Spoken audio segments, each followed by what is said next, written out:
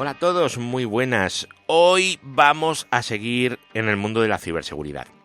No es que quiera cambiar el podcast de área ni de temática, porque no me apetece, ya me gusta cómo está. El mundo de las redes es un mundo maravilloso, pero hay que conocer otros mundos alrededor. Y hoy vamos a incidir un poquito más en ciberseguridad.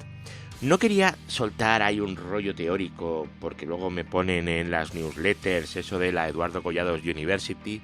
Entonces hoy lo que vamos a hacer es una cosa mucho más práctica. Hoy vamos a hacerlo más divertido, creo yo.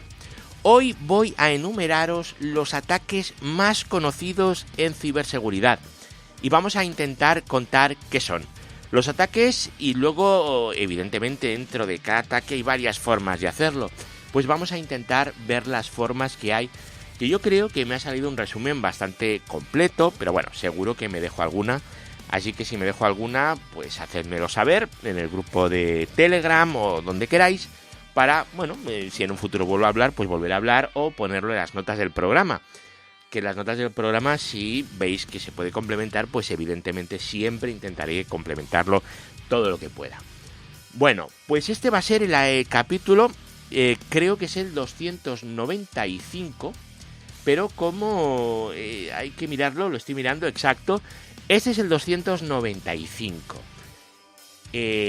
Yo soy Eduardo, esto ya sabéis que es eduardocollado.com, y si os parece bien vamos a decirle al amigo Paco, a Paco Estrada, que por cierto hace mucho que no le llamo y debería de llamarle, que nos haga la intro como siempre.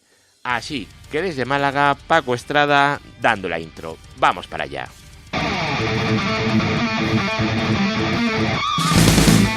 Redes, hosting, tecnología, eduardocollado.com.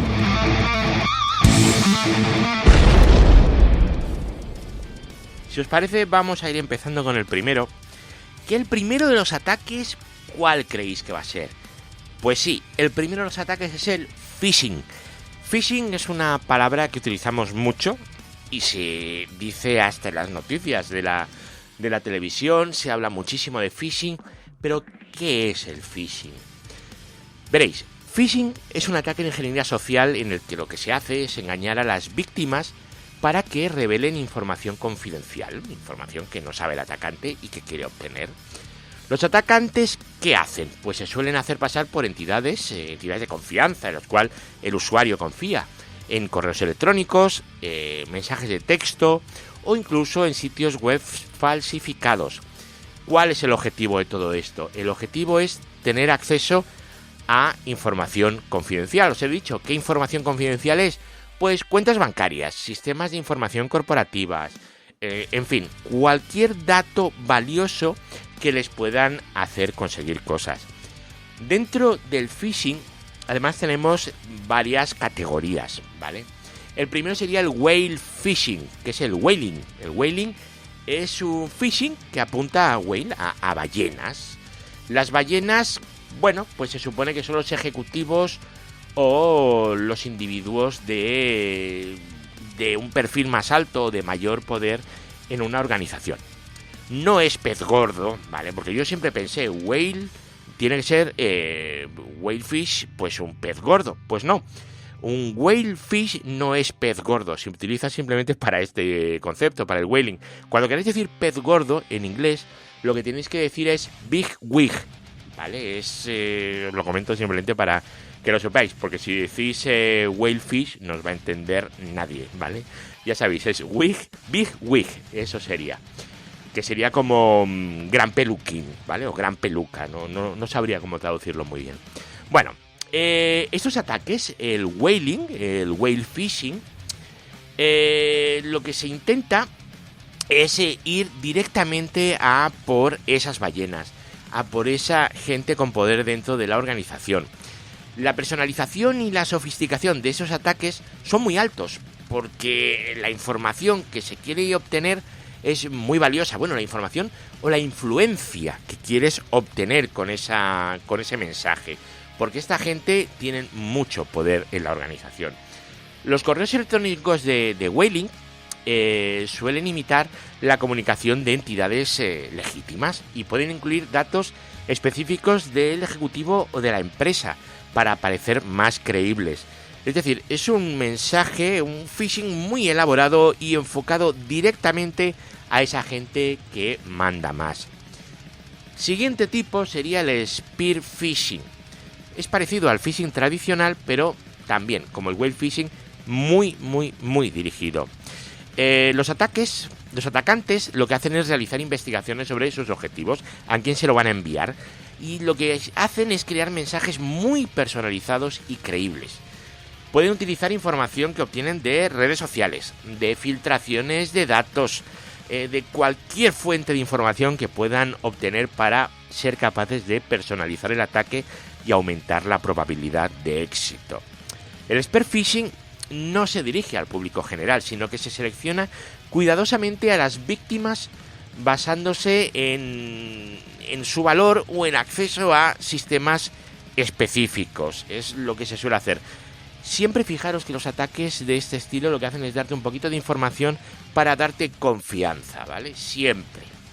Bueno, el siguiente, muy conocido, es el farming. El farming es un método que redirige a los usuarios de un sitio web válido, un sitio web legítimo, a una página fraudulenta sin su consentimiento.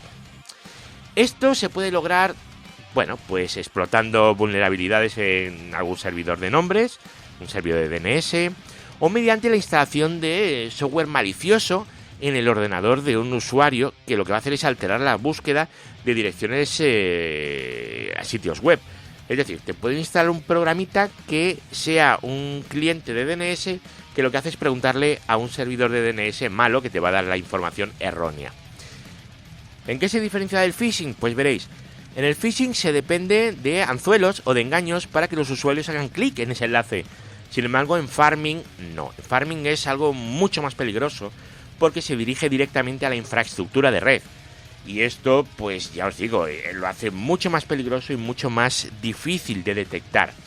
Tocando sobre todo el tema de DNS. Es bastante complicado esto. O sea, no utilicéis cualquier DNS por ahí, tened mucho cuidado de lo que instaláis. Bueno, vamos al segundo tipo de ataque, que sería el SQL Injection Threat, ¿vale? La amenaza de inyección de SQL. Este tipo de ataque lo que hace es explotar las vulnerabilidades en el manejo de entradas del usuario, en los formularios, ¿vale? Hay aplicaciones web que te piden que introduzcas información en los formularios y que interactúan con bases de datos. Entonces, el atacante lo que introduce o inyecta realmente en esos formularios son comandos SQL que estructurados de cierta manera que pueden llegar a ser dañinos a través de los campos de entrada. Ya os digo, los formularios, los inicios de sesión, los campos de búsqueda, en fin, todo ese tipo de cosas. Y esto lo hace para que el sistema pues actúe directamente sobre la base de datos y sin darse cuenta de su naturaleza maliciosa, porque lo hacen para actuar sobre la base de datos para hacer cosas malas, normalmente, ¿verdad? Vale. Esto puede ocurrir cuando la aplicación no valida o desinfecta adecuadamente las entradas del usuario. Desinfecta, tened cuidado porque no estamos hablando de desinfectar una herida o de desinfectar de un antivirus. Esto es lo que en inglés se traduciría como sanitizar, ¿vale? Lo que pasa es que en castellano no existe sanitizar. Entonces en castellano en vez de sanitize utilizamos desinfectar, ¿vale? Entonces, ya os digo, cuando esa página web no valida o desinfecta las entradas de los formularios, pues puede pasar esto y la consecuencia es una inyección SQL que puede ser bastante importante. ¿Qué tipos de inyecciones tenemos? Veréis, tendríamos el bypass de la autenticación. Al inyectar comandos SQL, el atacante podría lograr acceder a cuentas de usuario sin necesidad de conocer las credenciales, simplemente alterando la lógica de la consulta SQL que verifica los nombres de usuarios y contraseñas. Otra cosa que se podría hacer sería la exfiltración de datos. Los comandos inyectados en esos formularios pueden ser utilizados para leer datos sensibles de la base de datos, incluyendo información personal, datos financieros, secretos comerciales, cualquier cosa que esté en esa base de datos. Por supuesto, otro problema es que podríamos modificar o destruir datos. Un atacante podría alterar o borrar datos, lo que podría resultar en una corrupción de la base de datos, pérdida de datos críticos y afectar a la integridad de la información. También podríamos tener una elevación de privilegios. Gracias a las inyecciones de SQL, un atacante pues, puede modificar las bases de datos para elevar sus privilegios dentro de la aplicación o el sistema, ¿vale? La aplicación, la página web, ¿vale? Y lo que va a permitir es realizar acciones administrativas, porque claro, se eleva los privilegios, se pone de administrador y ya puede hacer de todo. Y luego tendríamos nuestros ataques de denegación de servicio. Una inyección de SQL puede ser utilizada para sobrecargar la base de datos con consultas tan complejas que pueden disminuir el rendimiento o incluso pueden llegar a anular el sistema por completo. ¿Cómo nos protegemos de las inyecciones de SQL? Bueno, pues las aplicaciones web deben emplear pues una serie de prácticas de seguridad. Lo estuvimos viendo hace un capítulo 2, ¿verdad? Lo de los WASP. Luego también tendríamos que validar la entrada de todos los datos en el lado del servidor. Y es crucial, de verdad, es muy importante tener actualizados los sistemas de gestión de base de datos. Y también las aplicaciones. Y por supuesto, si lo desarrollamos nosotros, tendríamos que aplicar las mejores prácticas de seguridad para reducir el riesgo de ataques de inyección de SQL. Luego, además, pues podríamos poner algo delante que valide. Pues, ¿qué podría ser? Pues un WAF, ¿verdad? Si ponemos un WAF, pues el propio WAF va a hacer esto también sin necesidad que lo mire también la aplicación. Pero vuestra aplicación debe de ser segura. Eso es una condición necesaria. Si utilizáis un WordPress, por ejemplo, actualizadlo. Si es un Joomla, actualizadlo. Si es cualquier cosa, siempre actualizado, por favor. Mantenerlo siempre todo actualizado. Y si podéis, un WAF. Vamos a pasar al tercer tipo de ataque de esta lista que me he hecho, que sería una cosa que vais a leer muchas veces como XSS, que sería Cross-Site Scripting. El Cross-Site Scripting es un tipo de vulnerabilidad de seguridad en las aplicaciones web que permite a un atacante inyectar código JavaScript u otros scripts maliciosos en páginas web. Cuando otros usuarios visitan la página web afectada, el código malicioso se va a ejecutar en sus navegadores. Este código puede ejecutar acciones en nombre de los usuarios sin el conocimiento de los usuarios y, por supuesto, sin su consentimiento. ¿Qué tipos de ataques de cross-site scripting hay? Pues hay varios. El primero sería el XSS, el cross-site scripting reflejado. Este tipo de ataque se produce cuando el script malicioso se envía a través de una solicitud, como un enlace que puede parecer legítimo, y se refleja desde el servidor web hacia el navegador del usuario. Este código malicioso es parte de la respuesta inmediata de una página web y se ejecuta en el navegador del usuario, como si viniera del servidor. Es utilizado normalmente para phishing y otras otras maldades en las cuales se utiliza ingeniería social. Luego otro que tendríamos sería el cross-site scripting almacenado, el persistente, también llamado persistente, ¿vale? Aquí el código malicioso se va a almacenar en el servidor web, como en sitios como por ejemplo una base de datos, por ejemplo, y luego se muestra a los usuarios en las páginas web normales. Esto es muy peligroso porque el script malicioso se ejecuta automáticamente sin la necesidad de engañar a los usuarios, sin que hagan clic en ningún sitio. Luego tendríamos el cross-site scripting basado en el DOM, que es el Document Object Model, ¿vale? Este ataque ocurre cuando el script malicioso modifica el DOM de una página web en el navegador del usuario. El código malicioso no se va a enviar al servidor, sino que se va a ejecutar directamente en el navegador del usuario. Y esto puede cambiar la forma en la que la página web se muestra o se comporta. ¿Cuáles son las consecuencias de un ataque de cross-site scripting? Pues veréis, tenemos por un lado el robo de cookies. El atacante puede acceder a las cookies del usuario. Esto diréis, no pasa nada, no me importa, las acepto siempre. Pues no, porque estas cookies muchas veces contienen los tokens de sesión, entre otros datos, ¿vale? También hay otros datos, pero los tokens de sesión en especial pueden ser muy útiles para que el atacante pueda entrar como el usuario legítimo en otro sitio, es decir, te están robando tu autenticación. Luego, otra consecuencia sería la manipulación del contenido web.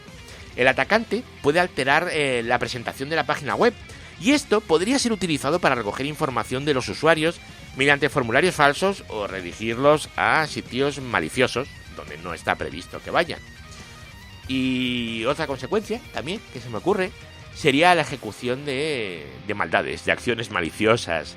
El código inyectado podría realizar acciones en sitios web en nombre del usuario, como por ejemplo publicar contenido, enviar mensajes o realizar transacciones, ¿vale? Esto podría hacerlo también. ¿Cómo nos podemos prevenir ante los ataques de cross-site scripting? Pues como siempre, los desarrolladores deben asegurarse que las aplicaciones web realizan una adecuada validación de entrada y de salida, ¿vale? Evitando que los datos no confiables se inserten sin verificación en la salida HTML.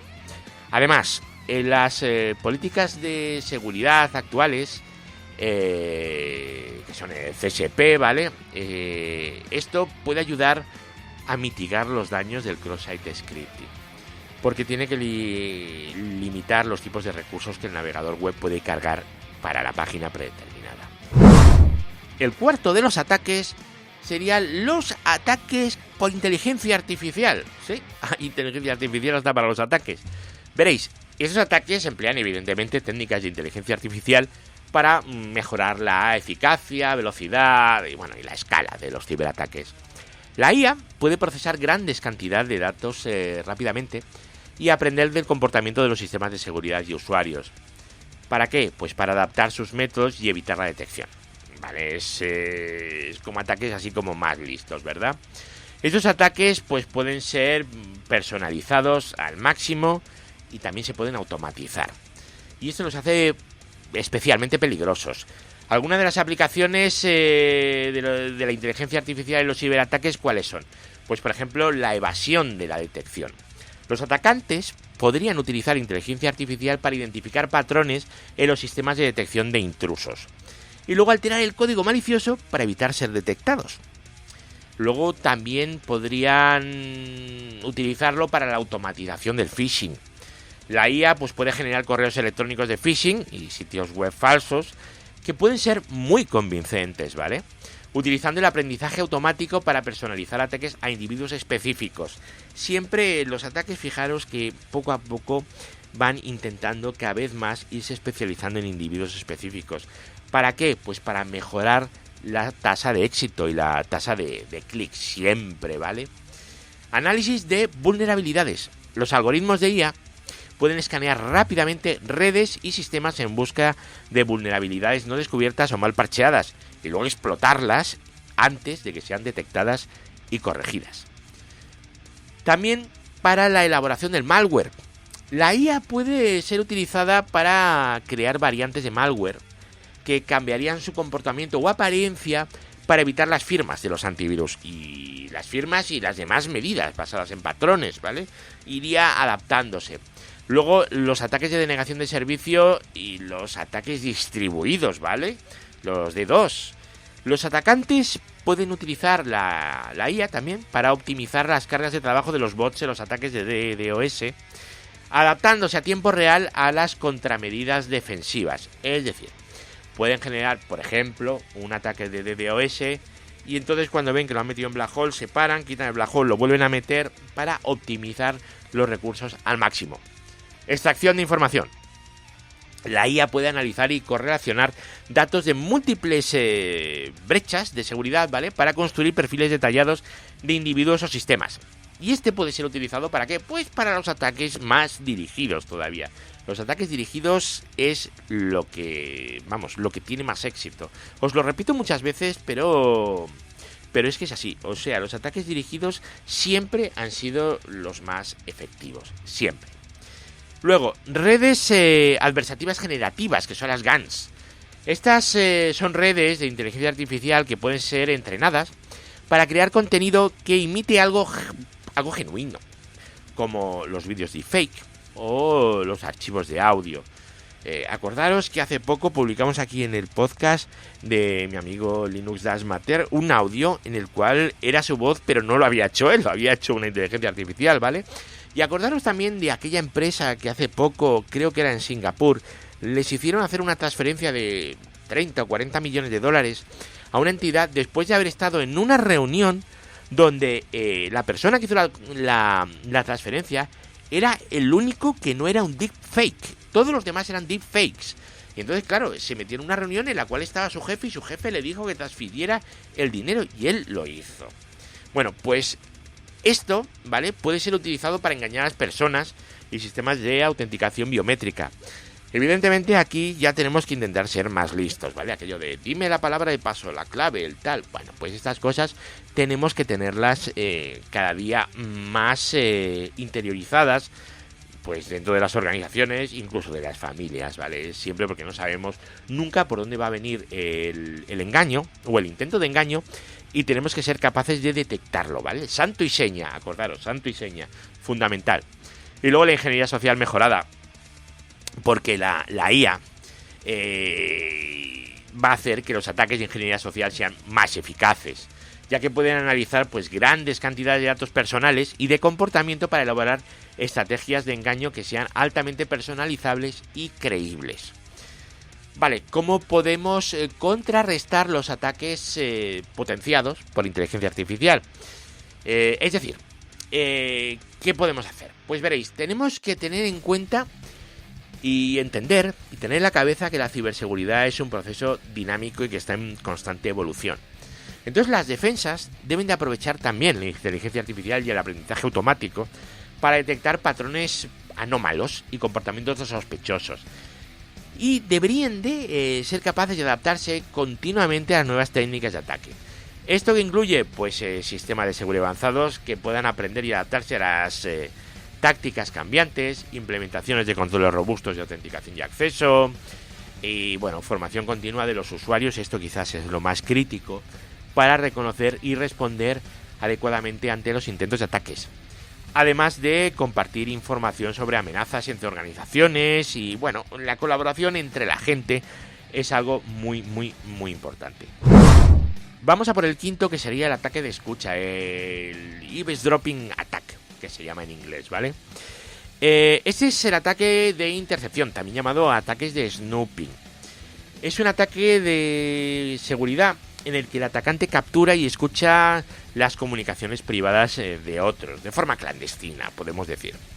Estos ataques pues pueden ocurrir en diferentes capas de una red de comunicaciones, desde la captura de paquetes que viajan por una red wifi, que son interceptados, o en una red móvil, o incluso en el monitoreo de conversaciones a través de micrófonos no seguros. Las modalidades de los ataques pues son varias. Por un lado tendríamos el sniffing de paquetes, pues utilizando un software que captura paquetes, un sniffer de red. Los atacantes pues van recopilando los datos, pasan por ahí y bueno, y aquí se pueden capturar no solo metadatos como direcciones IP o puertos, sino también el contenido de la comunicación sin haber cifrado. Por ejemplo, si vosotros estáis utilizando algún método de chat que no vaya cifrado y tenéis un Wireshark, sin más, capturáis uno de los paquetes y le decís follow TCP stream, rush, y ahí te saldrá toda la conversación. No hay que hacer nada más. Luego tendríamos los ataques de man in the middle, del hombre en medio, ¿vale? Que es un subtipo de los ataques de escucha, ¿vale? De eavesdropping, donde el atacante se coloca entre las dos partes que se comunican y lo que hace es capturar y podría potencialmente alterar la información que intercambian. Eso es un ataque de man in the middle. Luego, interceptación de comunicaciones móviles. Esto puede lograrse mediante la implementación de dispositivos que imiten las torres de telefonía celular. Y estos dispositivos van a engañar a los teléfonos para que se conecten a ellos en lugar de conectarse a la red legítima. Vale. Luego, evidentemente, tenemos más técnicas. Por ejemplo, veréis, la escucha a través de dispositivos conectados. En las casas, en cualquier sitio, tenemos dispositivos inseguros, que son los llamados dispositivos de IoT, ¿vale? Los asistentes de voz, cámaras de seguridad, todo puede ser explotado para escuchar conversaciones o actividades dentro de un hogar o una empresa. Si se os meten dentro de la Alejandra y empiezan a escuchar lo que estáis diciendo, pues tenéis un problema. Pero igual que Alejandra tenemos 18.000 cosas distintas y podrían hacerlo de muchas maneras, ¿vale? No haría falta hackearlo. Por ejemplo, acordaros que los Alejandras, no quiero decir el nombre, por si tenéis uno cerca, son capaces de comunicarse de uno a otro sin que suene, ¿vale? Creo que era el dropping, creo que se llamaba esa funcionalidad, ¿vale? Pues eso se puede hacer sin dar señales al otro. Bueno, las consecuencias de los ataques de airdropping pueden variar desde la invasión en la privacidad hasta el robo de información confidencial o propiedad intelectual. ¿Cómo nos podemos proteger de esos ataques? Bueno, pues es crucial mantener comunicaciones cifradas, como SSL, TLS para el tráfico web y WPA3 para las redes Wi-Fi. Además, es importante asegurarse de que los dispositivos y aplicaciones utilicen métodos de autenticación fuertes y que estén actualizados con los últimos parches de seguridad. En ambientes corporativos, el uso de redes privadas virtuales, las VPNs, bueno, en ambientes corporativos y no corporativos, ¿vale? Las VPNs y la implementación de seguridad estricta para el monitoreo y control del tráfico de red son también esenciales para evitar los tipos de ataques. Por ejemplo, en mi casa, os voy a contar así cosas que usan los niños, ¿vale?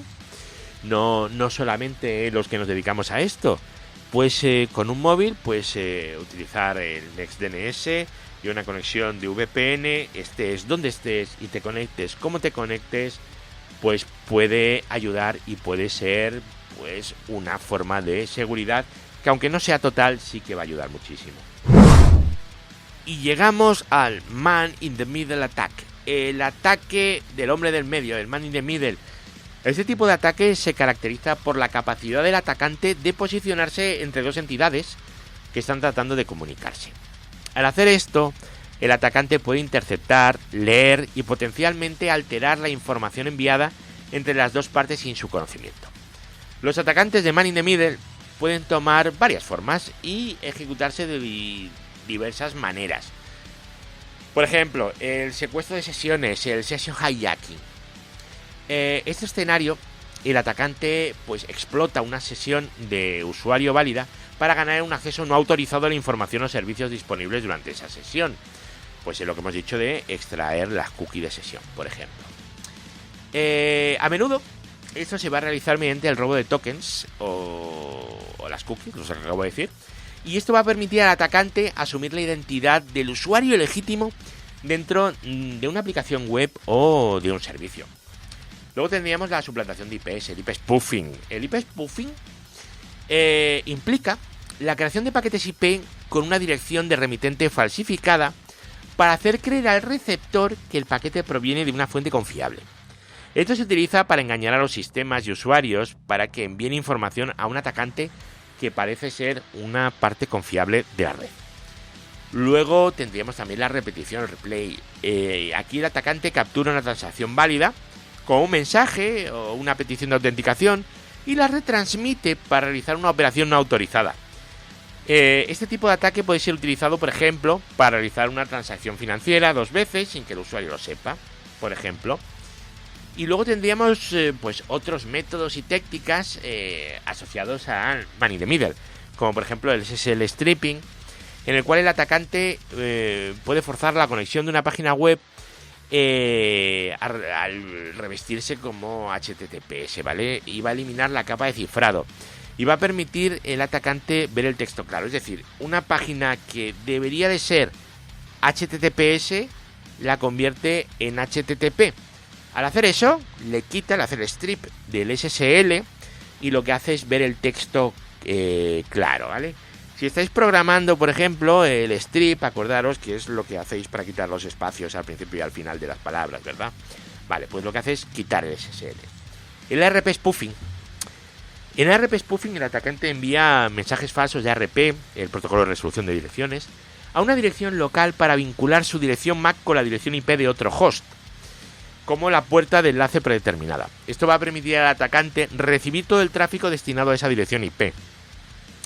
Esto, tener en cuenta que el ARP spoofing no hace falta que lo hagas con maldad. Esto simplemente te puede pasar porque tú sin querer has configurado mal la IP de tu PC. Y como la tienes mal configurada y la has configurado a mano, y has puesto la IP del router porque te has equivocado, eres así de torpe, pues ¿qué es lo que ocurre? Que el tráfico del router puede ser que te llegue a ti. Bueno, aunque realmente la torpeza sabemos que a veces no es tanta, sino que es simplemente maldad. Pero que sepáis que por torpeza se podría llegar a hacer un RP spoofing, ¿vale? Otra cosa es que ya que no es así muy torpe, pues no va a hacer nada con eso. Pero bueno, podría pasar. DNS spoofing, eso sí que es importante. Se va a alterar la resolución de los DNS para que las solicitudes de direcciones web sean redirigidas a direcciones IP maliciosas. Esto va a llegar a los usuarios a sitios de phishing u otros contenidos bajo el control de un atacante. A ver, veréis, todo esto que os estoy contando, decís, oh, qué chungo, ¿no? Son ataques que me pueden hacer y esto está mal. Pero a veces no está tan mal.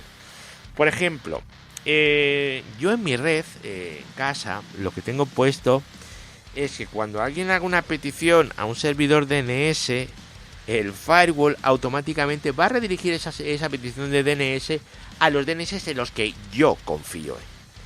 De forma que cualquier otro DNS no va a funcionar, ¿vale? Por lo menos DNS en el puerto 53. Esto es una cosa que podéis usar para bien o para mal. Por ejemplo, tenéis un firewall que está controlándolo todo, pues muchas veces el firewall es un man in the middle. Él es el que finaliza los SSLs, por ejemplo. Muchas veces instaláis un firewall y os dice, te tienes que instalar la CA del firewall para que puedas navegar. Bueno, eso es porque está haciendo un man in the middle en toda regla. Vamos a ver, ¿cómo podemos mitigar los riesgos de un ataque man in the middle? No los que hemos hecho nosotros, sino los que nos vienen desde fuera. Pues veréis, es fundamental utilizar comunicaciones robustas como TLS, autenticación en 2 factores, certificados digitales verificados. Es decir, cuando sale el candadito roto, no le digáis paso de todo, o sea, decir a ver qué está pasando, ¿no? Y luego la inspección y el filtrado de tráfico. Y también habría que mantener una vigilancia constante para detectar las anomalías. Acordaros, estas cosas, ¿quién las hace? El SOC, si sois una empresa. O una cosa grande, si lo hacéis en entorno doméstico, pues tenéis que ir mirando a ver qué os vais encontrando. Y llegamos al favorito de los ISPs y operadoras, ¿vale? ¿Qué sería el ataque distribuido de denegación de servicio? El DDoS.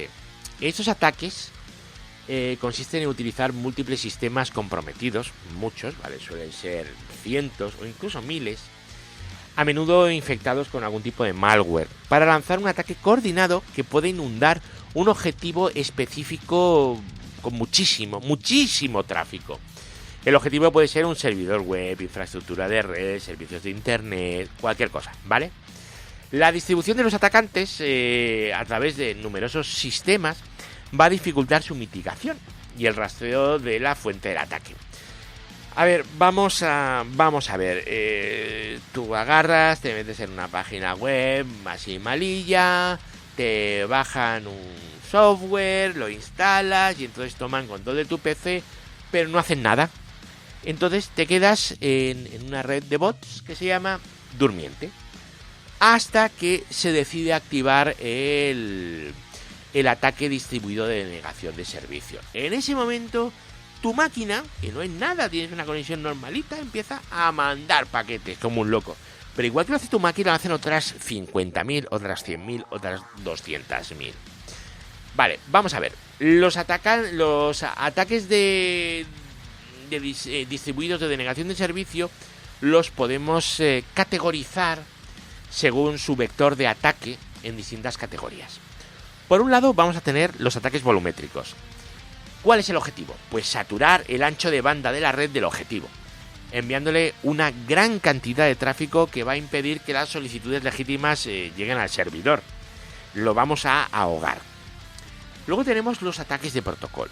Estos ataques se enfocan en agotar los recursos del servidor o de los equipos de infraestructura de la red, como firewalls y balanceadores de carga, mediante la explotación de debilidades en los protocolos en la capa de red y transporte. Luego tenemos uno que es súper común, que es el de la capa de aplicación. Estos están dirigidos a aplicaciones web específicas. El atacante lo que va a hacer es enviar solicitudes que parecen legítimas, pero que son maliciosas, para sobrecargar una aplicación específica, haciendo que el servidor no pueda manejar el tráfico legítimo. Veréis, en vez de tener muchos megas, lo que hacemos es abrir muchas conexiones en el servidor Apache, por ejemplo. Y luego, el último de las categorías serían los ataques de reflexión o de amplificación. Estos ataques involucran la generación de respuestas de red a través de la explotación de servidores de terceros, con el fin de amplificar la cantidad de datos enviados al objetivo, incrementando así el impacto del ataque. Aquí estarían sobre todo metidos los ataques de DNS, este tipo de cosas. ¿Qué defensas? ¿Cómo podemos defendernos ante los ataques distribuidos de denegación de servicio? Pues mitigación de ancho de banda, es decir, ampliar la capacidad de ancho de banda para manejar tipos de picos de tráfico inesperados.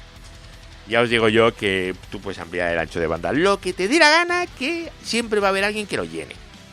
Luego tienes las soluciones anti-DDoS, que son servicios especializados que pueden detectar y mitigar los ataques de DDoS mediante lo que sería la diferenciación del tráfico malicioso y el legítimo. Esto también pasa por tener un ancho de banda bestial y de procesado para poder controlar eso. Otra cosa que podéis hacer es utilizar redes CDNs de distribución de contenido. Aquí vas a distribuir el tráfico a través de una red de servidores, una red grande, y lo que va a hacer es, va a ayudar a absorber el tráfico y a mantener el servicio funcionando durante un ataque. En vez de aumentar el ancho de banda, lo que haces es distribuirlo por todas partes y poner muchos servidores. De hecho, son defensas de fuerza bruta, ¿vale? Luego tendríamos la planificación de resiliencia. Esta palabra es muy chula, ¿verdad? Y respuesta a incidentes. Esto pues va a incluir la preparación y ejecución de un plan de respuesta a incidentes para actuar rápidamente en caso de un ataque de DDoS. Y luego la infraestructura redundante. Podéis implementar redundancia en los sistemas que puede ayudar a que el servicio permanezca disponible incluso si parte de la infraestructura es atacada. Pero y luego tendríamos pues otras opciones que serían meter directamente en black hole al atacado. Me diréis, esto no va a eliminar el ataque. No va a eliminar el ataque a ese atacado, pero sí que va a eliminar el ataque a todos los que estén alrededor, lo cual tampoco está mal, pero sí, tienes que sacrificar uno. Y luego también tendríamos lo que sería algo parecido a lo que sería el CDN, que sería Anycast.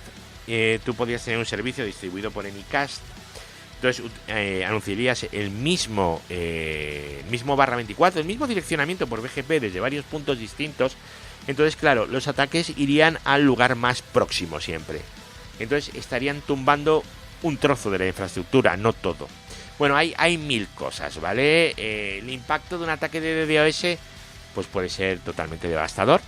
Entonces no solo puede causar interrupciones en el servicio, sino que puede causar daños financieros, pérdidas de confianza del consumidor y sobre todo daño a la reputación de la organización objetivo. Como tal, pues es esencial para las organizaciones evaluar su susceptibilidad, vamos a llamarlo así, a este tipo de ataques y emplear estrategias proactivas de defensa y mitigación. Ataques de password, el password attack. Este es un término súper general que se refiere a cualquier método por el cual los malos, los ciberdelincuentes, pueden intentar descifrar o adivinar contraseñas. ¿Cómo lo hacen? Bueno, pues con ataques que están diseñados para obtener acceso no autorizado a cuentas de usuarios. Y se pueden hacer de varias maneras. Hay uno en inglés que es el brute force guessing, es por fuerza bruta. Es muy simple, pero muy efectivo. tú pruebas sistemáticamente todas las posibles combinaciones de letras, números y símbolos hasta encontrar la respuesta correcta. La contraseña normal. Es un ataque, puede ser muy lento y su eficacia pues va a depender de la complejidad de la contraseña. Contraseñas largas y complejas pues son mucho más resistentes a ataques de fuerza bruta. No, pero bueno, protegerse de esto es relativamente fácil. Luego tendríamos los ataques de diccionario. A diferencia de la fuerza bruta, un ataque de diccionario utiliza una lista predefinida de palabras posibles que pueden incluir contraseñas comunes, palabras de diccionarios comunes, frases, citas populares, o bueno, realmente cualquier texto que se puede utilizar comúnmente como contraseña. Este ataque es mucho más rápido que el de fuerza bruta, ya que no prueba todas las combinaciones posibles, que normalmente no hay que hacerlo, sino solo aquellas que tienen más posibilidad de ser utilizadas como contraseñas. Luego tenemos un tipo de ataque que tiene un nombre muy bonito, porque se llama Rainbow Table Attack, ¿vale? El ataque de mesa arcoiris. Entonces, este método lo que hace es utilizar tablas precalculadas de hash de contraseñas para descifrar contraseñas rápidamente. Es efectivo contra sistemas que utilizan hash inseguros para almacenar contraseñas sin salting. Bueno, sin un salting adecuado. Sin salting no, ¿vale? Sin un salting adecuado. Bueno, pues se utiliza este tipo de contraseñas. El phishing, que hemos hablado de él antes, acordaros. Aunque generalmente se clasifica como ingeniería social, engaño de ingeniería social, el phishing muchas veces se utiliza para robar contraseñas, es para lo que se utiliza. Esa información que quieren obtener muchas veces es la contraseña. Entonces los atacantes engañan a los usuarios para que les den sus contraseñas a través de sitios web falsificados o correos electrónicos de ingeniería social que parezcan legítimos. El típico correo de... te manda un correo RunCube, introduce tu contraseña para activarlo. Y tú estás entrando en un sitio que no es tu correo, por ejemplo. Luego tendríamos otras técnicas, que es el keylogging. Que este método implica el uso de un software de registro de teclas que te lo instalan en tu PC, ¿vale? Para capturar todo lo que el usuario teclea. Y esto incluye las contraseñas, sin que el usuario lo sepa. Y luego tendríamos la técnica estrella para el robo de contraseñas. Digo la técnica estrella porque es la técnica de la que nadie se defiende, ¿vale? Que es el shoulder surfing, como mola el nombre, ¿eh? Que es mirar por encima del hombro, ¿vale? Aquí no hay ningún tipo de ingeniería social, ni tecnología de punta, ni nada de esto. Lo que se hace es directamente mirar a alguien mientras introduce su contraseña. Puede ser tan fácil como mirar por encima del hombro a alguien en un lugar público. Por ejemplo, vosotros fijaros en los móviles. Si vosotros vais en el tren, la gente está bloqueando y desbloqueando constantemente los móviles, constantemente. Porque la gente realmente no puede estar más de 3 minutos sin ver el móvil. Tú coges a alguien, lo tienes al lado, le vigilas y va a haber algún momento que va a meter la contraseña del móvil o va a hacer el gesto del móvil. Y estoy seguro que en un viaje de tren de 20 minutos vais a ver entre 10 o 12 contraseñas y vais a ser capaces de identificarlas. Probarlo y una vez que lo probéis, entonces a ver cómo lo montáis para que la contraseña del móvil no sea tan fácil de ver, ¿vale? Porque es que hay gente que lo hace, pero de verdad con una alegría, agárrate, gira el móvil para que lo veas mientras hacen los gestos estos que hay que hacer. Pero bueno, vosotros no lo hagáis, por supuesto. Ahora vamos a ver un ataque que se llama Drive-by Attack. Que este ataque se refiere a la descarga no intencionada de malware en el dispositivo de un usuario durante una visita a un sitio web. No requiere ninguna interacción del usuario, no hay que hacer clic en ningún enlace, no hay que descargar ningún archivo. Simplemente basta con visitar una página web comprometida y esto puede resultar en una infección. El ataque se lleva a cabo insertando un script malicioso en las páginas web. Normalmente o muy a menudo se hace a través de la publicidad en línea o explotando vulnerabilidades en el navegador web o de sus plugins. Los drive-by downloads pueden desencadenar eventos como por ejemplo la instalación de spyware, que bueno, es el software que recopila información sobre un individuo o una organización sin que ni el individuo ni la organización lo sepa, ¿vale?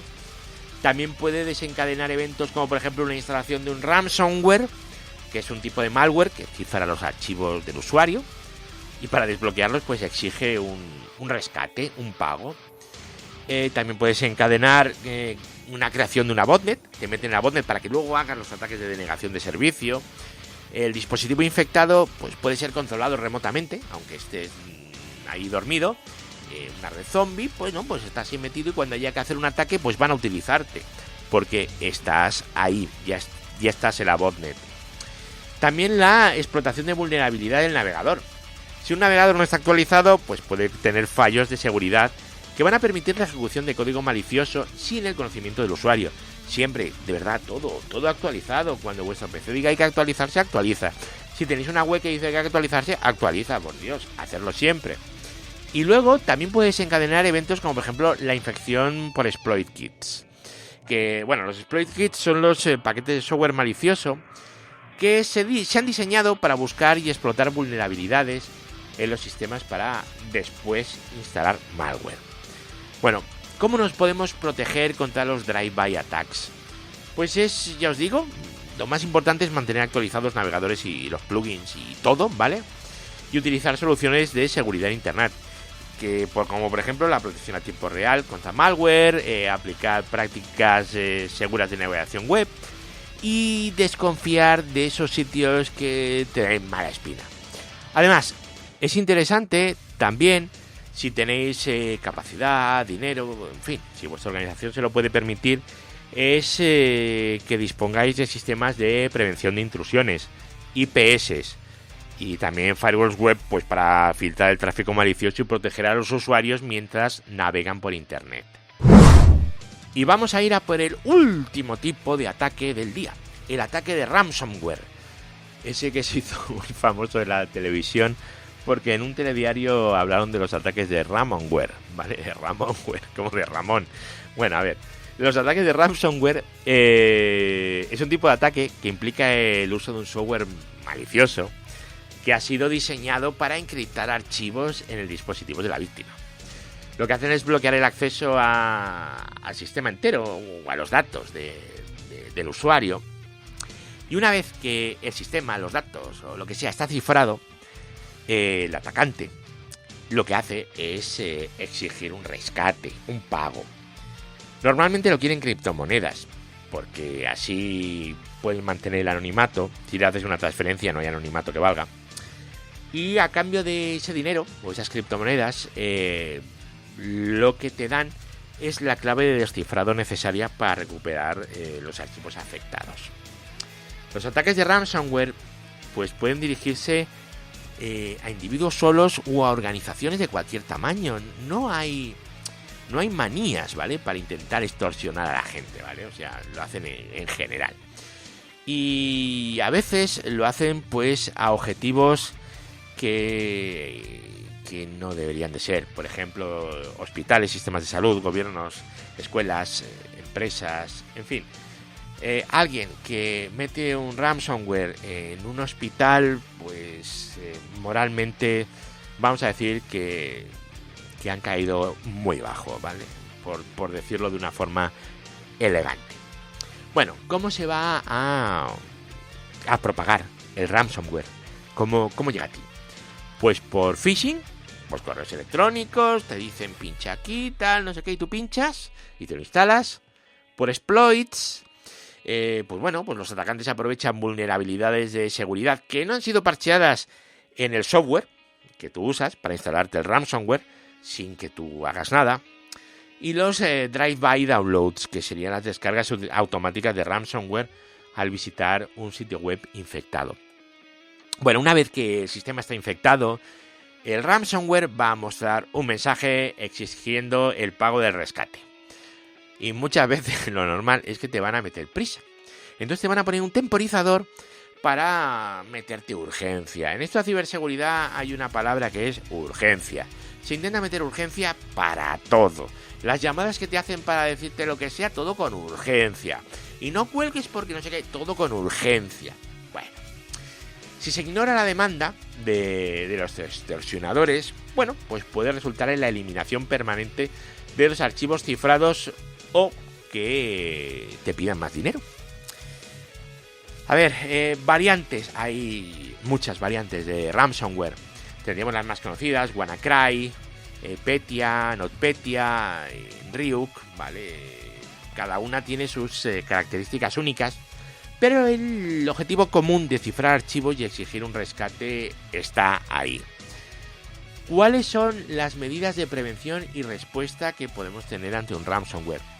Muy importante. Copias de seguridad. Hay que mantener copias de seguridad regulares y seguras de los datos importantes. Esta es la mejor defensa contra el ransomware, un buen backup. Y las copias deben de almacenarse en una ubicación no accesible para el atacante. Siempre. En el caso de los PBS, en un PBS remoto. Si lo hacéis en casa, bueno, pues tenéis un NAS genial, conectado por red, muy bien. Pero si lo tenéis montado por NFS, pues como que no vale. Entonces, pues el backup externo, siempre. Bueno, actualizaciones de seguridad. Aplicar parches, por Dios, siempre parches. ¿Cuántas veces lo he dicho en este capítulo y los anteriores que hay que aplicar las medidas de seguridad, las actualizaciones, que tiene que estar todo actualizado? Un montón, ¿verdad? Luego, los usuarios. Hay una cosa muy importante que es la educación de los usuarios. Eso también lo he repetido hasta la saciedad.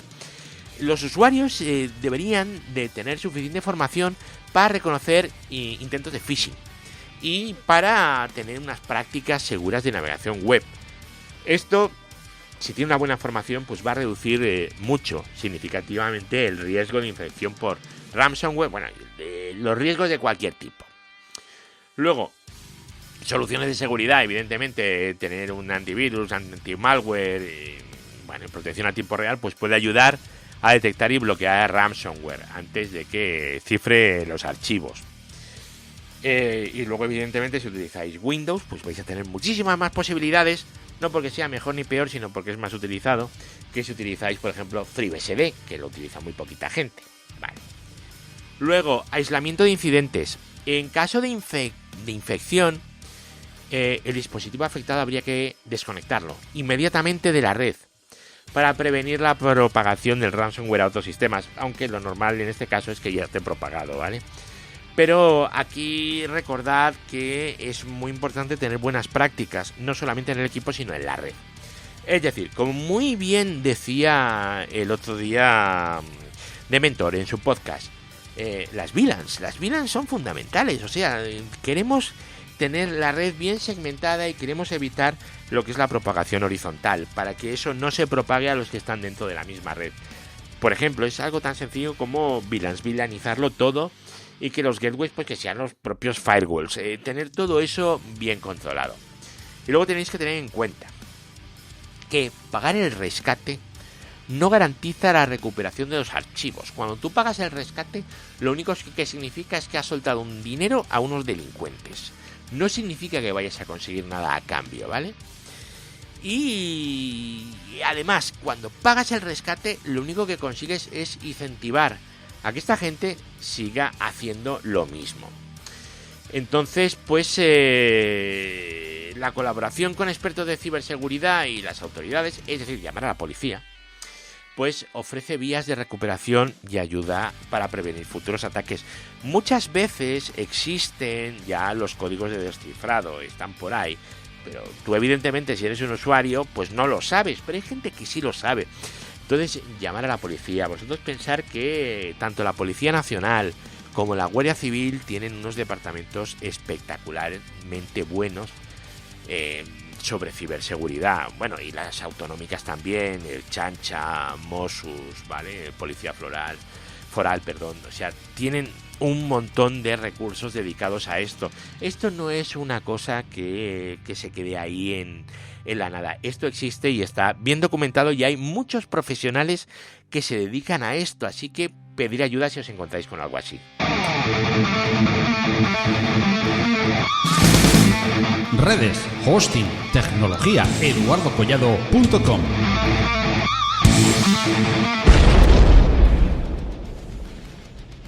Pues hasta aquí el capítulo de hoy dedicado a los distintos tipos de ataques en ciberseguridad. Espero que os lo hayáis pasado bien y que os haya venido a la cabeza, como a mí me ha venido, el programa de los años 80, el 1, 2, 3, respondo otra vez, ¿verdad? Por 25 pesetas, dígame, un ataque de ciberseguridad.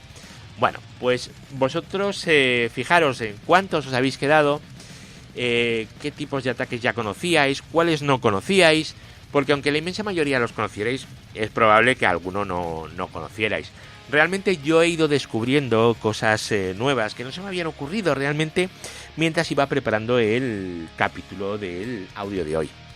Pero bueno, espero que os haya gustado, que os lo hayáis pasado muy bien y os voy a esperar aquí la semana que viene. Bueno, en el próximo capítulo, no voy a decir la semana que viene porque es que luego a lo mejor no hago uno la semana que viene porque estoy muy cansado o lo que sea, así que de momento no vamos a decir nada.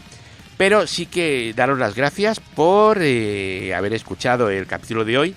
Recordad que estamos también haciendo unos vídeos sobre también. Ahora estamos hablando sobre ciberseguridad. No sé el viernes que viene de qué hablaremos, pero todos los viernes a las 4 de la tarde en el canal de YouTube de Tecnocrática, pues hablamos de cositas que bueno, que pueden ser interesantes. Y ahí estamos, pues, mi compañero Eduardo, que sabe un montón, y yo, que acompaño un poco. Así que, nada, un saludo, muchísimas gracias por estar aquí, y nos vamos a emplazar al siguiente capítulo. Así que, hasta luego. ¡Chao!